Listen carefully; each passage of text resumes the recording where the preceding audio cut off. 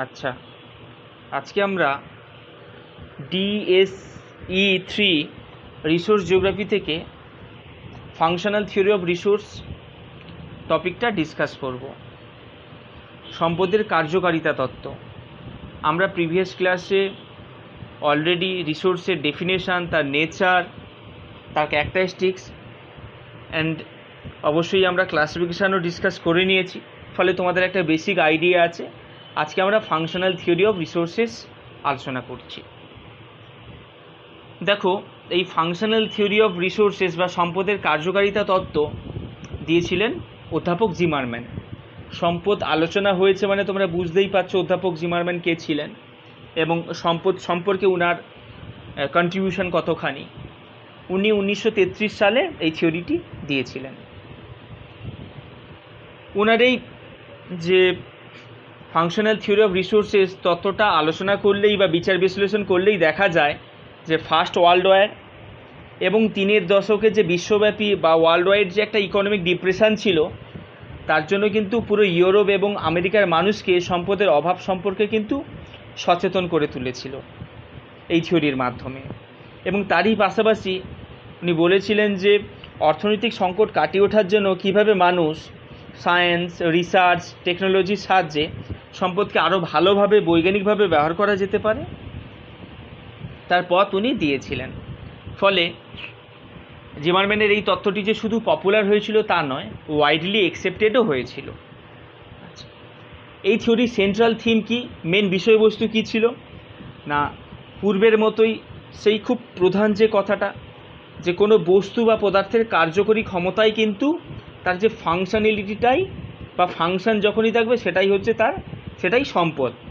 কিন্তু যদি না কার্যকারিতা থাকে তাহলে সেটা সম্পদ নয়। আরও কী উনি বলেছিলেন যে মানবিক বিভিন্ন গুণ, সেগুলোরই যেমন বিভিন্ন কার্যকরী ক্ষমতা আছে, তাই সেগুলোও হচ্ছে সম্পদ।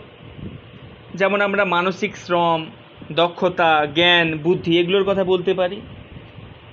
আরও উনি কী বলেছিলেন, উনি বলেছিলেন যে কোনো দেশ, কোনো কমিউনিটি বা কোনো অর্গানাইজেশান, তারা কিন্তু আর্থসামাজিক লক্ষ্য সম্পদের কার্যকারিতা বাড়াতে কিন্তু সাহায্য করে। আচ্ছা, এছাড়াও উনি বলেছিলেন যে যেহেতু কার্যকারিতা আছে তাই রিসোর্সের নেচার কিন্তু ডাইনামিক, গতিশীল প্রকৃতির। আরও উনি বলেছিলেন যে ডিমান্ড সম্পদের কার্যকারিতা অনেকাংশে ইনক্রিজ করে। আরও বলেছিলেন মার্কেট, গুড ট্রান্সপোর্ট, কমিউনিকেশান কিংবা সার্ভিস, এই সমস্ত বিষয়গুলো কিন্তু সম্পদের ডিমান্ড অনেকটা বাড়িয়ে দেয়। তাহলে এগুলো গেল সেন্ট্রাল থিম। আচ্ছা, ওনার এবারে থিওরিটাই আসা যাক। উনি ওনার ফাংশনাল থিওরি অফ রিসোর্সেস তত্ত্বটিকে উনি 4টে স্টেজে ডিসকাস করেছিলেন সুন্দরভাবে।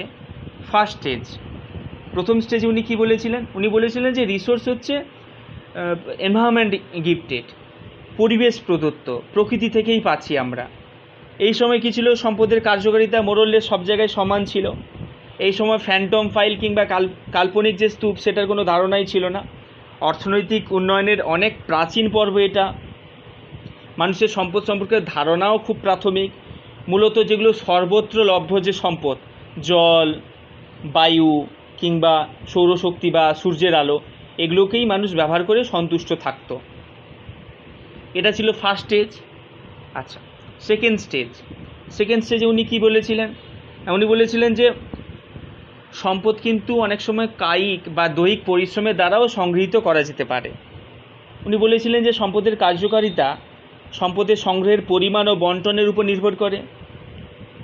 উনি বলেছিলেন এই স্টেজে কিন্তু ইকোনমিক ডেভেলপমেন্টের সেকেন্ড স্টেজ। এই সময় মানুষ অতিরিক্ত কায়িক শ্রম বা পরিশ্রম করে এবং প্রযুক্তিগত বা কারিগরি যে বিদ্যা, সেটা অনেক কম, মানে তার কোয়ালিটি বা মানটা অনেকটাই নিম্ন মানে।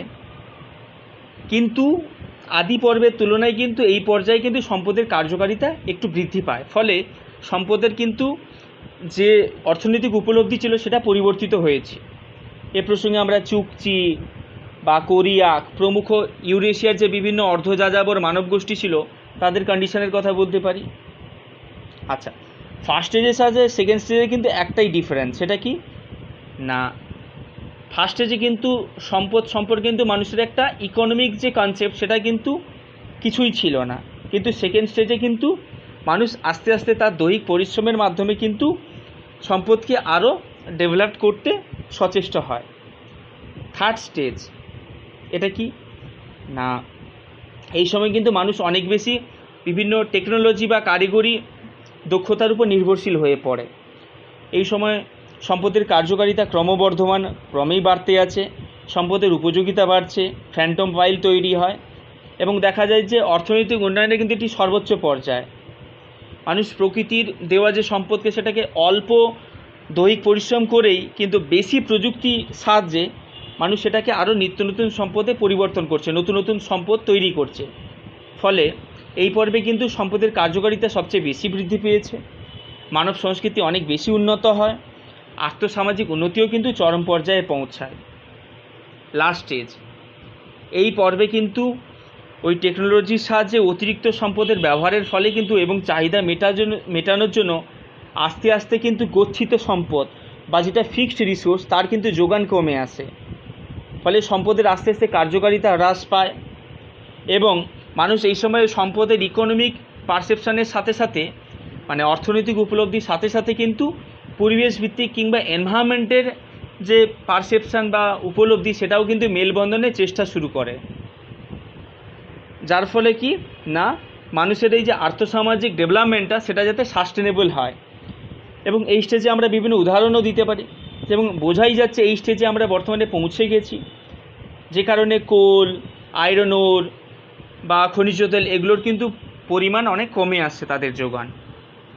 তাহলে আমরা functional theory of resources introduction জানলাম, দেন আমরা সেন্ট্রাল থিম জানলাম, তারপরে স্টেজ ওয়াইজ ডেসক্রিপশান জানলাম থিওরির।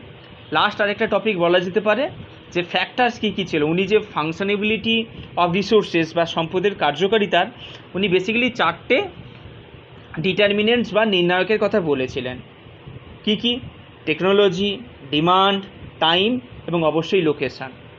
ফার্স্ট আসা যাক লোকেশান।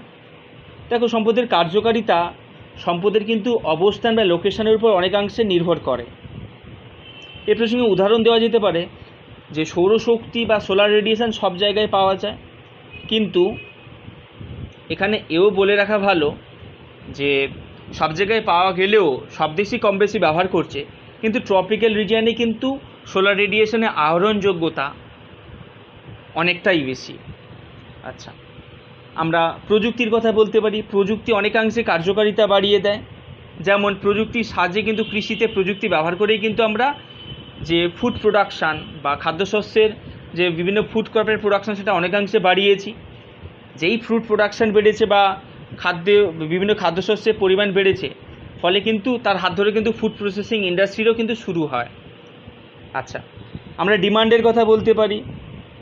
ডিমান্ড তো বেসিক্যালি দুটো হয়, একটা বেসিক আর একটা হচ্ছে অন্যান্যগুলো, যেটা পরবর্তী স্টেজে দেখা যায়, যেমন হেলথ, এডুকেশান, ইলেকট্রিসিটি কিংবা অন্যান্য সার্ভিসগুলো। এখানে বলা ভালো যে মানুষ কিন্তু শুধুমাত্র অভাব থেকেই কিন্তু ডিমান্ড তৈরি হয় না বা চাহিদা তৈরি হয় না। চাহিদা সৃষ্টি হওয়ার জন্য মানুষের কিন্তু উপযুক্ত ক্রয় ক্ষমতাও থাকা দরকার।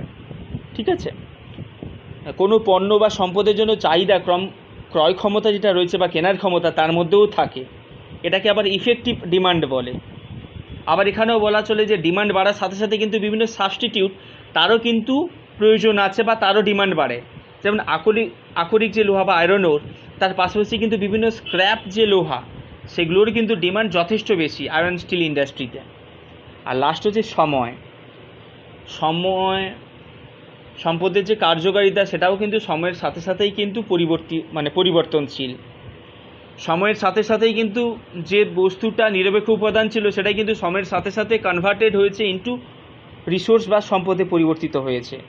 এবং সময়ের হাত ধরেই কিন্তু আমরা প্রযুক্তিকে কাজে লাগিয়ে আমরা আজকে ভূগর্ভ বা মৈশপান অঞ্চলেরও এলাকা থেকে আমরা খনিজ তেল আহরণ করছি, কিংবা অনেক ভূগর্ভ থেকে আমরা কয়লা বা বিভিন্ন আকরিক আমরা উত্তোলন করা সম্ভবপর হচ্ছে।